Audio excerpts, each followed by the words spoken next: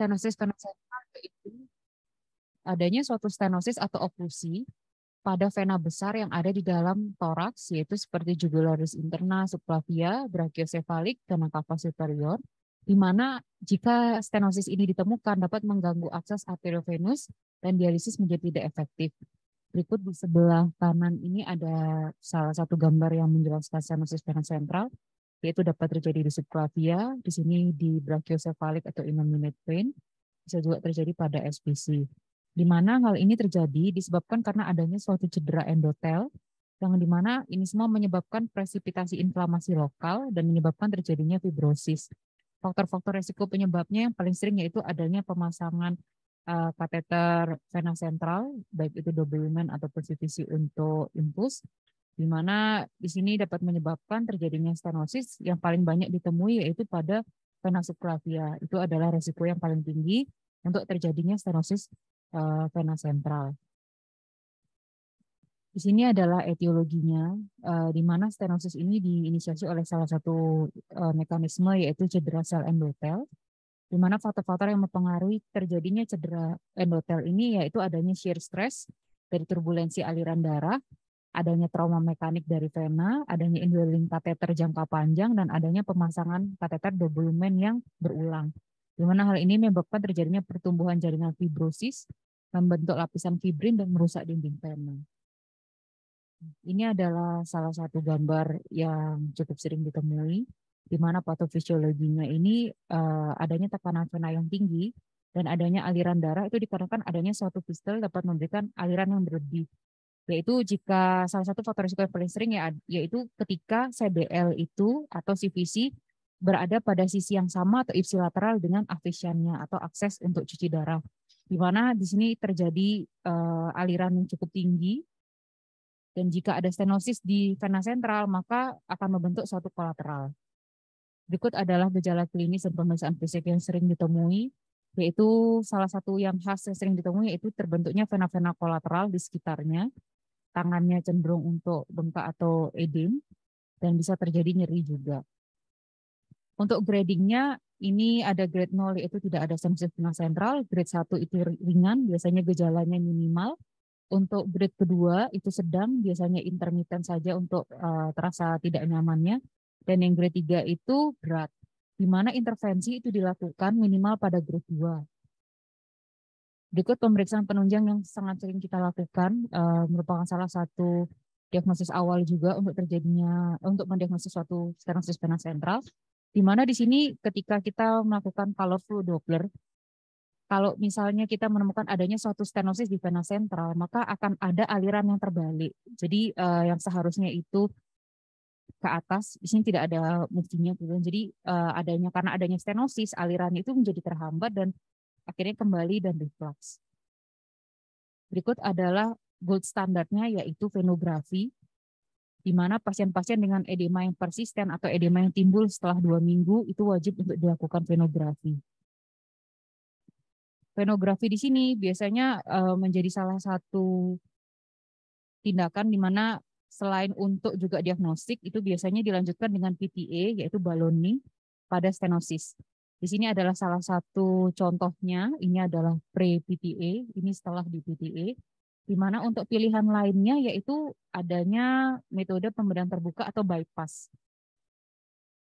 Berikut beberapa hal yang menjelaskan intervensi endovaskular lebih dalam, di mana pilihan utama terapi pada stenosis vena sentral ini saat ini beberapa jurnal merekomendasikan untuk dilakukannya PTA, di mana tingkat keberhasilan awalnya itu mencapai 70 hingga 100%.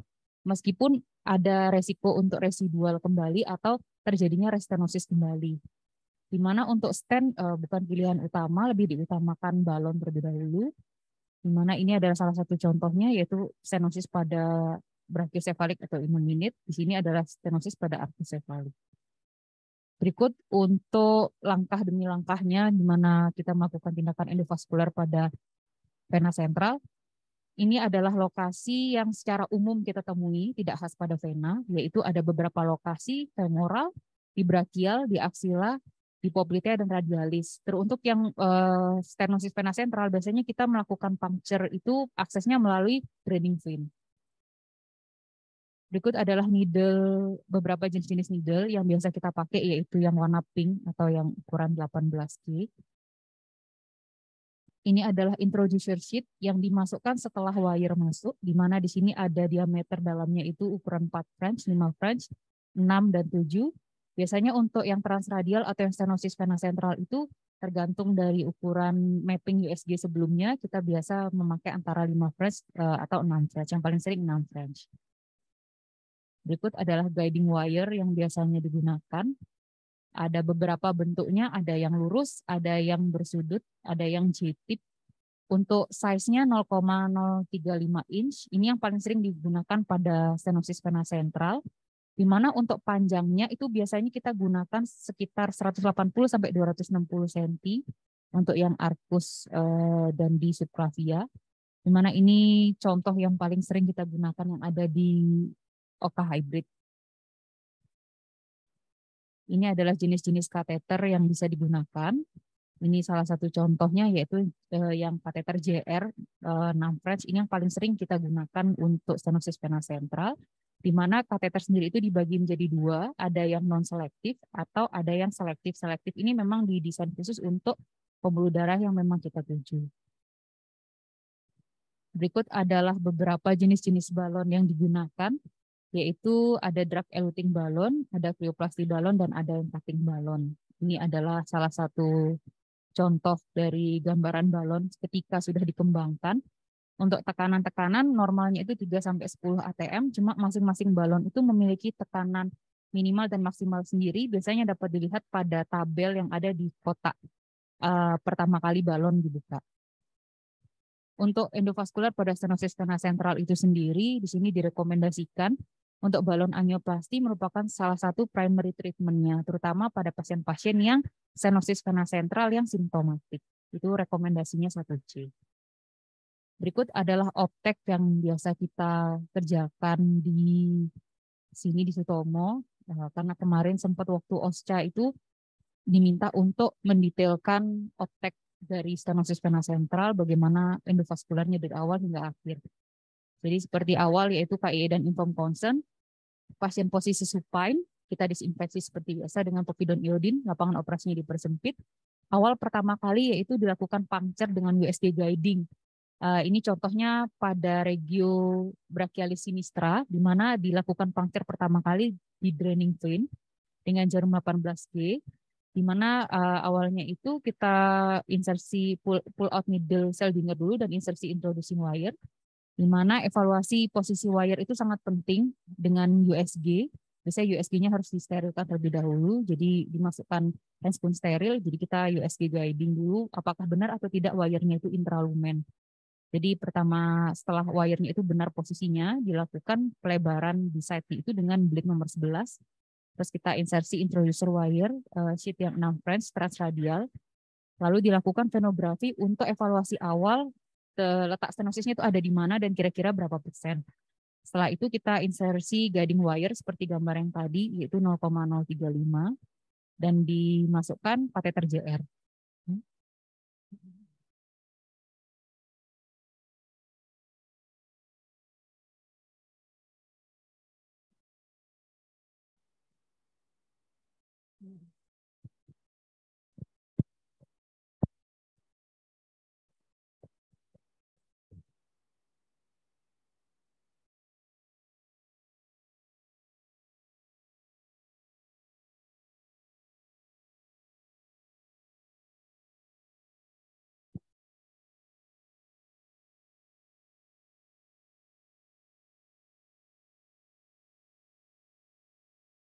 Berikut saya lanjutkan, bentar. Setelah itu, ketika stenosis sudah pada tembus, heparin dimasukkan 5.000 unit, di mana setelah itu kita insersi balon, ini salah satu mereknya, biasanya yang ukuran 35, 5 mili hingga ke vena subclavia, dan balon dikembangkan secara bertahap dengan tekanan yang sesuai, biasanya inisial awal itu tekanannya 2 atm, di mana balon itu setelah dikembangkan secara bertahap, balon dikeluarkan, dilakukan venografi evaluasi untuk melihat ada atau tidak residual stenosis. Ketika residual stenosisnya itu sudah minimal atau tidak ada, kateter dapat di pull out beserta wire-nya dan sheet-nya di off ketika kita melakukan venografi. Jadi sheetnya tidak ditinggalkan di ruangan. Setelah itu operasi selesai. Berikut adalah salah satu contoh pasien yang dikerjakan bulan lalu, di mana yang sebelah kiri ini tampak lengannya edem. Ini untuk gambarannya sangat khas, yaitu edem lengan salah satu saja, di mana di sini ada riwayat pemasangan CDL pada vena subclavian sinistranya. Di sini juga ada bekas avesian dan juga tusukan beberapa kali direct puncture selama di HD. Nah, ini setelah dilakukan endovaskuler dengan PTA, balloning dan PTA setelah 1 bulan kemudian, berikut adalah hasilnya dan untuk berkurangnya edemanya cukup signifikan. Berikut gambaran PTA saat awal pertama kali dilakukan. Di sini tampak adanya stenosis. Nah, di sini tampak adanya suatu stenosis.